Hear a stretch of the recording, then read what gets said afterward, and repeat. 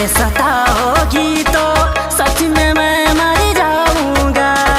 मोतियों के जैसे मैं तो टूट के बिखर जाऊंगा। दिल को ऐसे तोड़ोगी तो सच में मैं मर जाऊंगा।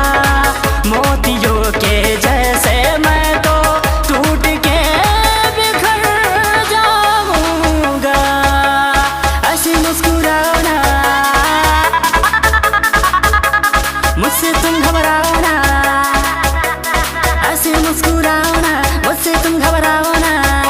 कोई बहाना बनाओ ना, इतना सताओ ना, इतना सताओ ना, इतना सताओ ना, इतना सताओ ना।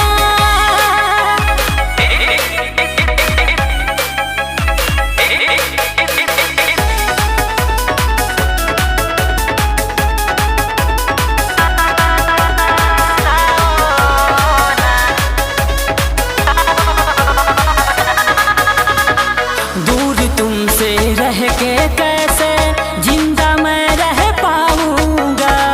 इश्क किया है करता रहूंगा, तुझसे ना मैं छिपाऊंगा।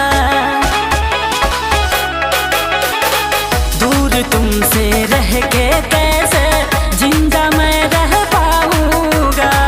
इश्क किया है करता रहूंगा, तुमसे ना छिपाऊंगा। बीती बात भुलाओ ना, दिल को दिल से मिलाओ ना।